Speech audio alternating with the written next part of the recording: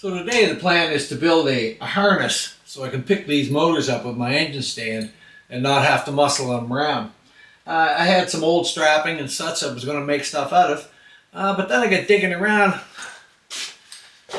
and I found this old parachute system. These are what they called an old SST racers. I made over 1,000 jumps on these, probably more. Not this particular one, but some like this. So it's still got everything in place, but the harnesses that go around the legs and stuff are going to make a great piece. The leg strap's got these big padded areas here, so they'll be nice to go around the bottom of the motor, and I can unhook things with the clips. One thing I have done a few times is pull the holy shit handle here. Reserve! I also got an old backpack here that I'm going to cut up, and it's got some padded pieces in the back to go around the motor, I figure. It's what I'm thinking anyway. So I'm going to try to cut this thing up and get it so that it'll work for the engine stand and be strong and the way it should be. So stick with me and see what happens. So we'll try to get some pieces unhooked here, and the idea is to get the whole leg strap out. I'm not going to need this top piece.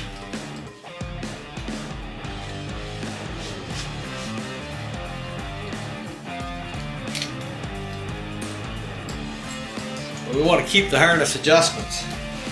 We want this whole long piece.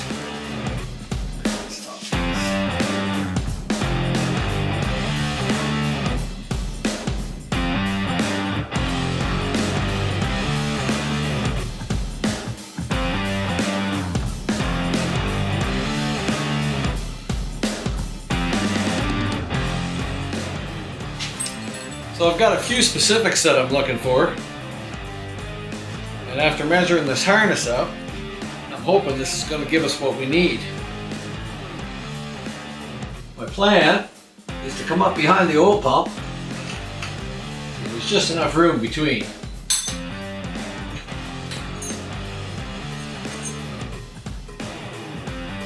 That should come around there. And then we're going to use the riser straps for the top to attach these.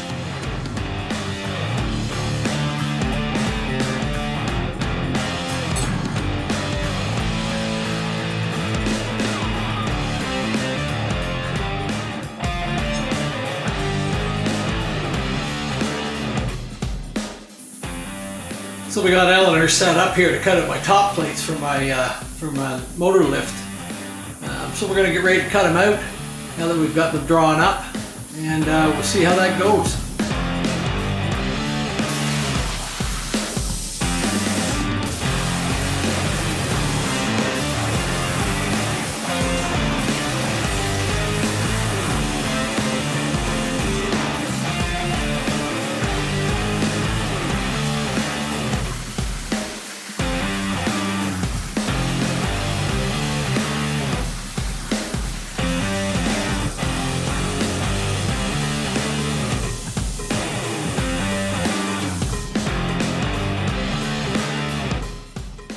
Well, that should do it for the top of our lift.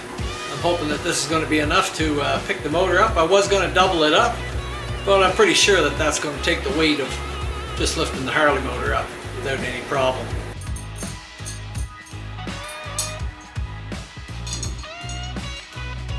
Nice if it was out a little bit farther, but the next thing we're going to do is cut the riser straps off.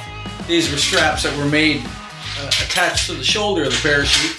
And when you used your reserve parachute, these were hooked to it to save your life. That was the idea. So we're going to cut those off because they're going to be just about the right length for what we need.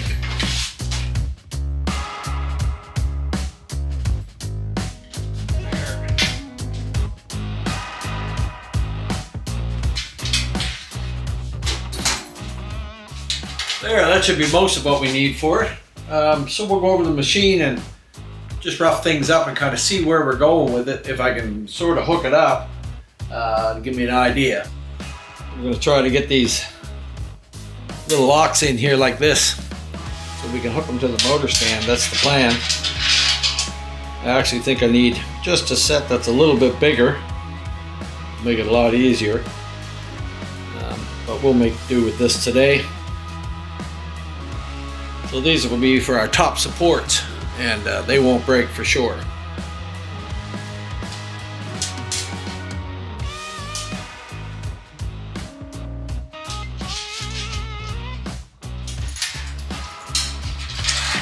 We're not going to need these ones.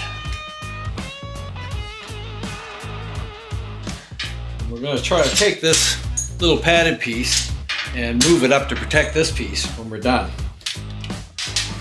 We're going to leave that one on because we think we can attach this between the two straps to put some added strength in there. So we'll have to pick this stuff out.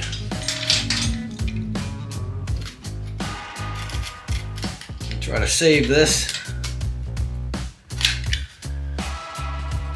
little patch, and then we'll get Pauline to sew that up for me. We'll take these, we'll do it to both of them, and we'll take these patches and we'll sew them on here. And this will keep this buckle off of our motor. That's what we're looking for. Now we have adjustment through here. We can adjust the length of this. We got it just about where we want it. So we'll clean those up. And we'll see what we can do. Get Paulie stitch that on there for me. However we decide to do it. Underneath the strap is what we're going to need. She stitches those on for me like that. This one goes underneath like that. We'll be able to connect those two together on the back side of the motor. And we could probably use these ones. Attach them to the risers. These ones. Go through here. Stitch them. And that will give me my top piece. Alright. Underneath this pad. I'm going to put this pad under that. Just like that, so you want it sewn. Yeah, so it can go right up to the edge of this. There. Line it up. You can get around that. I don't know if you can. I will prefer try. not to cut it off here, but if I have to cut that off. Cut what off? This is sewing here, this piece, the webbing. Yeah. I prefer not to cut it off if I don't have to. Well, you know, you have to move this hand because you can't see what you're showing me.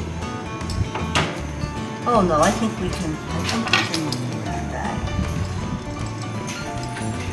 So, oh yeah, fit there's in lots there. of room there. And you want Don't this have to go right down you want to this it. on top Yeah. or underneath? It doesn't matter, whichever is doesn't best for matter? you. It doesn't make any difference whatsoever. You just sew it right along that seam. You don't have to go right down to the thing here as long as that's overlapped.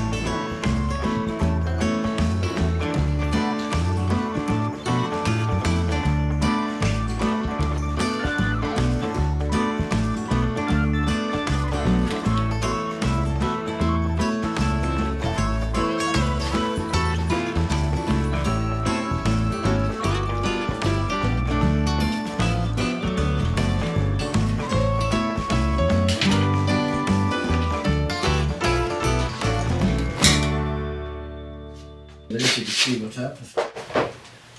I'm going to sew this here. So this will clip into this. I want to keep this down Yeah, right there so I can adjust it here. because you want to sew those together. Yeah, Mm-hmm. but perhaps we should tack these. Do these first because then you can Then we can frig with the bottom of it have it exactly and get it where I want it. And then I got a thing that's going to go around it through these. Turn them around when I hang them up. Oh, I see what you're saying. Yeah, you want them, and they should be like that because this is the rough side. It'll be all right. It'll be okay. All right.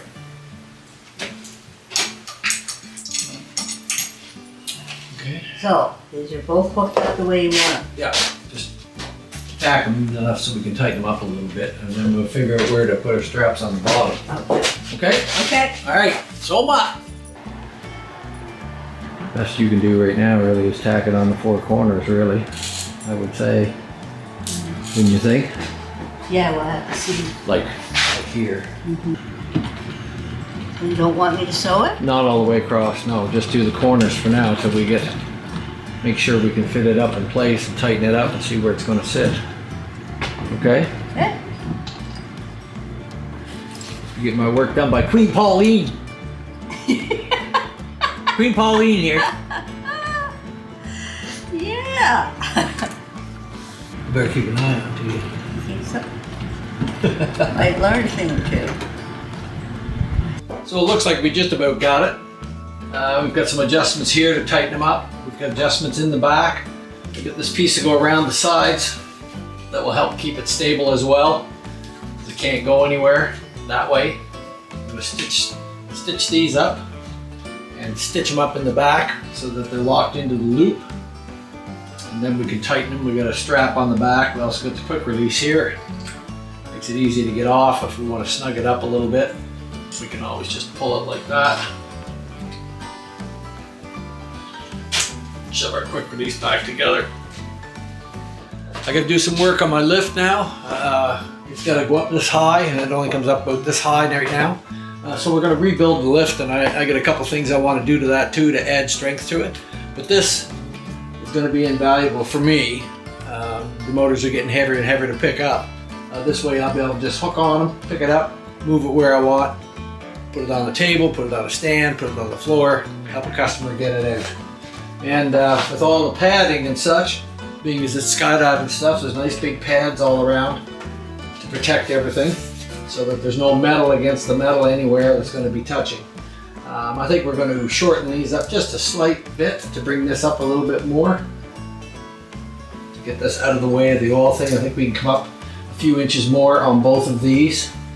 Well, what turned into a 5-minute job turned out to be a few hours, but thankfully my wife Pauline has sewed stuff up for me and shown me some patience when I'm trying to get this done. Well, we think that this is going to work. We put an extra strap across the back so that when the two straps come up to the motor, they can't come apart, so that there's no way anything can slide out. We're hoping. So, let's see where we're at.